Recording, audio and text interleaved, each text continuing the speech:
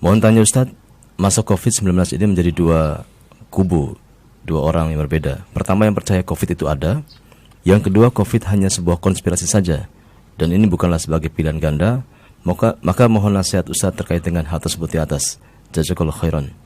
Nah, orang yang menyatakan bahwa COVID itu tidak ada, hanya konspirasi, itu orang yang mengingkari matanya sendiri atau mengingkari telinganya sendiri.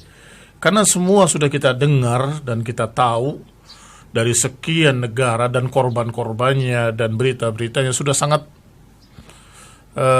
tidak kita katakan viral, kita katakan dengan mutawatir di semua negara, bahkan di Saudi sendiri.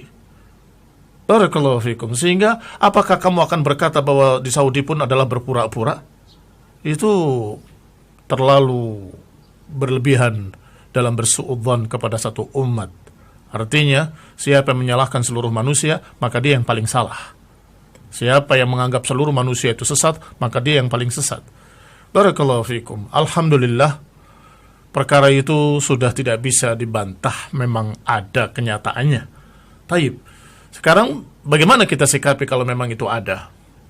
Ya sebagaimana penyakit-penyakit lainnya, kita hindari sesuai dengan apa yang diajarkan oleh Rasulullah sallallahu alaihi wasallam. Dan alhamdulillah dalam hal ini bimbingan dari pemerintah kita juga sama, fatwa-fatwa dari para ulama juga sama, sehingga alhamdulillah ada kejelasan yang terang benderang seperti matahari. Fir minal mujzum firaruka minal asad. Larilah engkau dari orang yang berpenyakit lepra seperti engkau lari dari singa. Artinya disuruh untuk menjauh. Bahkan Rasulullah SAW pernah menolak untuk bersalaman. Cukup dengan ucapan saja, tidak bersalaman karena mereka memiliki penyakit yang menular. Biidnillahi ta'ala. Nggak ada penyakit menular kecuali dengan izin Allah subhanahu wa ta'ala. Ikhwan fillah a'azakumullah. Maka dengan itu, hendaklah kita nggak perlu berlebih-lebihan dan nggak perlu pula sebaliknya menolak sesuatu yang nyata. Kita terima keadaan ini sehingga kita terus berdoa pada Allah Subhanahu wa taala, Allahumma rfa' 'annal bala wal waba wa sayyi'al asqam. Ya Allah, jauhkanlah bencana ini, wabah ini dan segala macam kejelekan-kejelekan. Amin. Amin. Tetapi jangan pula kita kemudian berlebih-lebihan dalam menolaknya atau dalam menghindarinya seakan-akan tidak tawakal pada Allah Subhanahu wa taala. Yang sesuai dengan apa yang dibimbingkan oleh para ulama, kerjakan. Apakah itu sama rata? Ya tentunya tidak. Karena al-hukmu yaduru ma'a illatihi. Hukum itu berjalan bersama ilatnya, bersama alasannya. Kalau ada ilat, ada hukum. Gak ada ilat, gak ada hukum. Barakallahu fikum.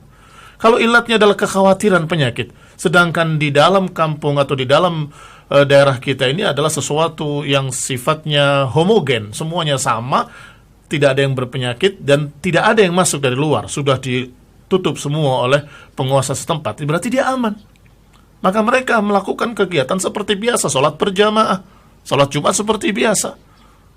Tetapi ketika sudah ada yang masuk ke dalamnya dan sudah terkena 2, 3 orang, 4 orang, maka mulailah di sana sudah tercampur, sudah heterogen lagi, maka saat itu kita tetap atau kita kembali kepada kehati-hatian kita. Barakallahu fikum. Wallahu ta'ala a'lam. Baik, sesi tanya jawab sudah berakhir dan sebagai penutup Ustaz, barangkali ada yang ingin disampaikan terkait dengan bab 1 ini Ustaz, barangkali ada tambahan nasihat barangkali sebelum kita tutup. Saya kira cukup, alhamdulillah. Alhamdulillah. Bahwasanya kita harus bersikap tengah, jangan ifrat, jangan tafrit. Jangan terbawa dengan pemikiran-pemikiran khawarij yang memang didasari kebencian pada penguasa dan kebencian pada ulama sekaligus, sehingga mereka menyalahkan seluruhnya. Ulama salah, penguasa salah, sehingga ditolak semua berita-berita yang sesungguhnya perkara yang sudah mutawatir. Jangan pula kemudian kita jadi orang yang kaku karena kita tidak melihat fikihnya, kaku karena kita melihat pokoknya. Dengan kata lain dalam bahasa fikih dikatakan dohiri. Dohiri itu pokoknya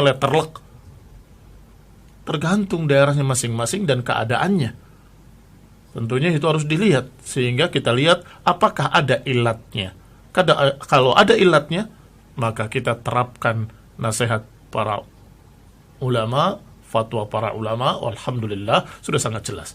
Kalau nggak ada ilat tersebut, ya alhamdulillah, berarti kita tidak terkena perkara-perkara tersebut, sehingga kita bisa melakukan kegiatan ibadah seperti biasa. Wallahu ta'ala a'lam bis-shawab.